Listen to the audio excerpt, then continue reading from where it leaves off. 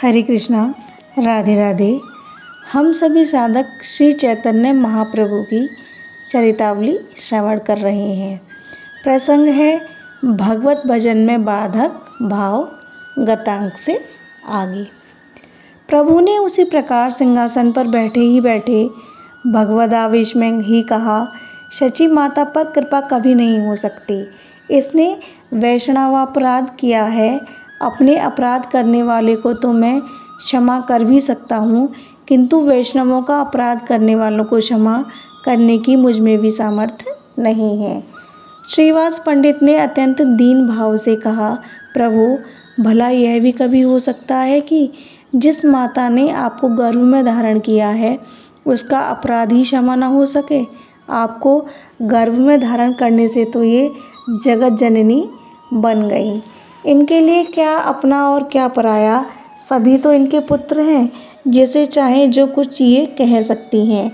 प्रभु ने कहा, कुछ भी हो, वैष्णवों का अपराध करने वाला चाहे कोई भी हो, उसकी निष्कृति नहीं हो सकती। साक्षात देवाधिदेव महादेव जी भी वैष्णवों का अपराध करने पर तत्क्षण ही नष्ट हो सकते हैं। श्रीवास पंडित ने कहा, प्रभु, कुछ भी तो इनके अपराध विमोचन का उपाय होना चाहिए। प्रभु ने कहा, शची माता का अपराध अद्वैताचार्य के प्रति है। यदि आचार्य की चरण धूलि माता सिर पर चढ़ावें तो आचार्य ही इसे हृदय से क्षमा कर दे, तब यह कृपा की अधिकारिणी बन सकती है। उस समय आचार्य दूसरे स्थान में थे। सभी भक्त आचार्य के समीप गए और वहां जाकर उन्होंने सभी वृतांत कहा। प्रभु की बातें सुनकर आचार्य प्रेम में विभोर होकर अश्रु विमोचन करने लगे। वे रोते रोते कहने लगे, यही तो प्रभु की भक्त वत्सलता है। भला जगन्माता शची देवी का अपराध हो ही क्या सकता है।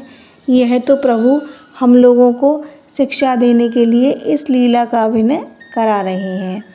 यदि प्रभु की ऐसी ही इच्छा है और इस उपदेशप्रद अभिनय का प्रधान पात्र प्रभु मुझे ही बनाना चाहते हैं, तो मैं हृदय से कहता हूँ, माता के प्रति मेरे मन में किसी प्रकार का बुरा भाव नहीं है। यदि आप मुझे प्रभु की आज्ञा से क्षमा कर दें, ऐसा कहने के लिए ही विवश करते हैं, तो मैं कह देता हूँ, वैसे तो माता ने मेरा कोई अपराध ही नहीं है।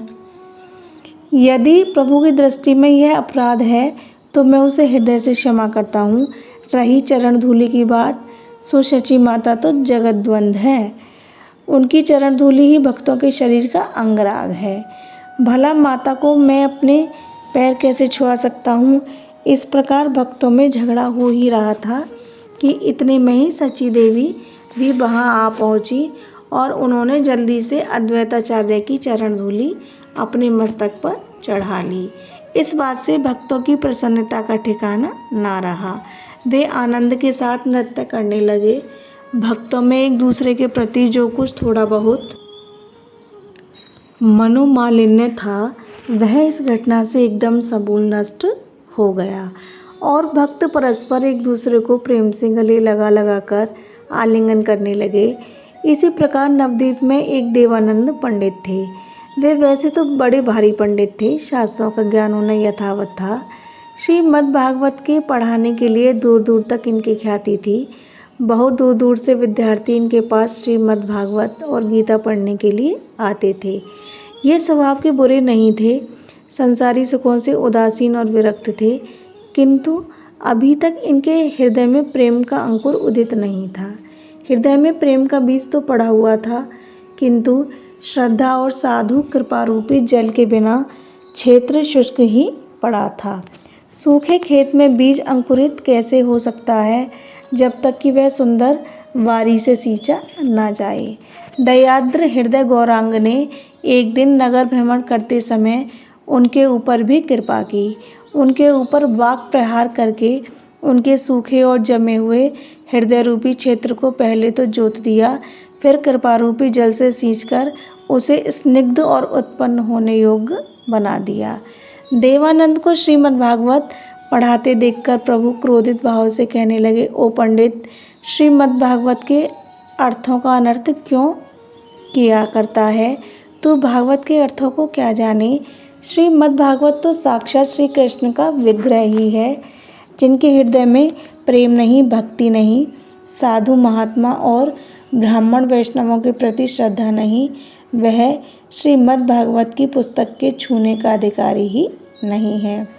भागवत, गंगा जी, तुलसी और भगवत भक्त ये भगवान के ही रूप हैं। जो शुष्क हृदय के हैं, जिनके अंतःकरण में भक्ति नहीं, वे इनके द्वारा क्या लाभ उठा सकते हैं। वैसे ही ज्ञान की बातें बघाड़ता रहता है या कुछ समझता भी है। ऐसे पढ़ने से क्या लाभ। ला तेरी पुस्तक को फाड़कर श्री गंगा जी के प्रवाह में प्रवाहित कर दूं।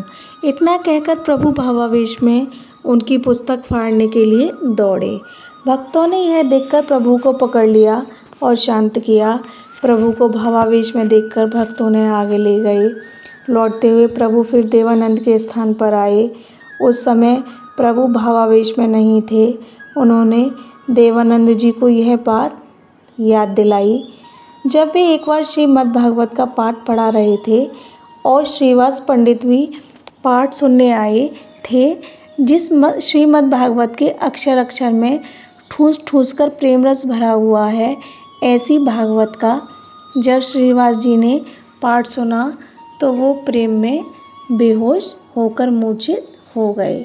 अपने भक्तों ने उन्हें उठाकर बाहर डाल दिया था और आपने इसमें कुछ भी आपत्ति नहीं की। महाभागवत श्रीवास पंडित के भावों को जब आपने ही नहीं समझा, तब आपके शिष्य तो समझते ही क्या। आपने उस समय एक भगवत भक्त का बुरी तरह से तिरस्कार किया। यह आपके ऊपर अपराध चढ़ा। देवानंद विरक्त थे, विद्वान थे, शास्त्रज्ञ थे, फिर भी उन्होंने प्रभु के क्रोधयुक्त वचनों का कुछ भी उत्तर नहीं दिया। भगवत कृपा से उनकी बुद्धि शुद्ध हो गई। उन्हें अपनी भूल का अनुभव होने लगा। वे प्रभु के शरणापन्न हुए और उन्होंने अपने पूर्व के भूल तथा अज्ञान में किए जाने वाले अपराध के लिए श्रीवास पंडित से क्षमा याचना की। जब प्रभु की उनके ऊपर कृपा हो गई, तब उनके भगवत भक्त होने में क्या देर थी। वे उस दिन से परम भक्त बन गए। प्रभु अपने भक्तों के भजन की प्रणाली और भजन किस प्रकार के बनकर करना चाहिए, इसकी शिक्षा सदा दिया करते थे। एक दिन आप भक्तों को भगवान नाम का महात्म बता रहे थे। महात्म बताते हुए उन्होंने कहा, भक्त को अपने लिए तृण से भी नीचा समझना चाहिए और वृक्षों से भी अधिक सहनशील। स्वयं तो कभी मान की इच्छा करे नहीं, किंतु दूसरों को सदा सम्मान प्रदान करते रहना चाहिए। इस प्रकार होकर निरंतर भगवान नामों का ही चिंतन स्मरण करते रहना चाहिए। सबसे अधिक सहनशीलता पर ध्यान देना चाहिए। जिसमें सहनशीलता नहीं, वह चाहे कितना भी बड़ा विद्वान, तपस्वी और पंडित ही क्यों न हो, कभी भी श्री भगवत कृपा का अधिकारी नहीं बन सकता। सहनशीलता का पाठ वृक्षों से लेना चाहिए। वृक्ष किसी से कटु वचन नहीं बोलते। उन्हें जो ईंट पत्थर मारता है तो उस पर रोष न करके उल्टे प्रहार करने वाले को पके हुए फल ही देते हैं। भूख प्यास लगने पर भोजन तथा जल की याचना नहीं करते, सदा एकांत में ही रहते हैं। इसी प्रकार भक्त को जन संसद से पृथक रहकर किसी से किसी बात की याचना न करते हुए अमानी और सहनशील बनकर भगवान चिंतन करते रहना चाहिए। इसके अनंतर आपने हरे नाम हरे नामेव केवलम कलो नास्तेव नास्तेव नास्तेव गतिरन्य था। कलयुग में केवल हरि नाम ही सार है। जीवों के उद्धार के निमित्त भगवान नाम को छोड़कर कलिकाल में दूसरा कोई सुगम उपाय है ही नहीं। इस श्लोक की व्याख्या भक्तों को बताई। 3 बार मना करने से यह अभिप्राय है कि कलयुग में इससे सरल और सुगम कोई उपाय दूसरा है ही नहीं। एक हृदयहीन जड़ बुद्धि वाला विद्यार्थी भी प्रभु की इस व्याख्या को सुन रहा था। उसने कहा, यह तो सब शास्त्रों में अर्थवाद है। नाम की प्रशंसा वैसे ही बहुत सी चढ़ा बढ़ाकर बातें कह दी है। वास्तव में कोरे नाम से कुछ नहीं होता। लोगों के नाम में प्रवृत्त हो, इसलिए ऐसे वाक्य कह दिए जाते हैं। इतना सुनते ही प्रभु ने अपने दोनों कान बंद कर लिए और श्री हरि कहकर वे सभी भक्तों से कहने लगे, भगवान नाम में अर्थवाद कहने वालों को पातक लगता ही है, सुनने वालों को भी पाप होता है। इसलिए चलो हम सभी गंगा जी में सचैल स्नान करें, तभी इस भगवान नाम में अर्थवाद सुनने वाले पाप से मुक्त हो सकेंगे। यह कहकर प्रभु भक्तों के सहित गंगा स्नान के लिए चले गए। सभी भक्तों ने श्रद्धा भक्ति के सहित सुरसरी के सुंदर सुशीतल नीर में स्नान किया। स्नान कर लेने के अनंतर प्रभु ने सभी भक्तों के सम्मुख भक्ति की महिमा का वर्णन किया। प्रभु भक्तों को लक्ष्य करते उन्हें समझाते हुए कहने लगे, भाई तुम ही सोचो, जो अखिल कोटि ब्रह्मांड नायक है, जिनके एक एक रोमकूप में असंख्यों ब्रह्मांड समा सकते हैं, उन्हें कोई योग के ही द्वारा प्राप्त करना चाहे तो वे उसके वश में केवल श्वास रोकने से ही कैसे आ सकते हैं। कोई कहे कि हम तत्वों की संख्या कर करके उसका पता लगा लेंगे, तो यह उसकी कोरी मूर्खता है। भला जो बुद्धि से अतीत है, जिनके लिए चारों वेद नेति नेति कहकर कथन कर रहे हैं, उनका ज्ञान साक्ष्य के द्वारा हो ही कैसे सकता है। अब रही धर्म की बात, सो धर्म तो उल्टा बंधन का ही हेतु है। धर्म से तो तीनों लोगों के विषय सुखों की प्राप्ति हो सकती है, वह भी एक प्रकार से सुवर्ण की बेड़ी ही है। कोई जप से अथवा कोई केवल त्याग से ही उन्हें प्रसन्न करना चाहे तो वे कैसे प्रसन्न हो सकते हैं। त्याग कोई कर ही क्या सकता है, उनकी कृपा के बिना कुछ भी नहीं हो सकता।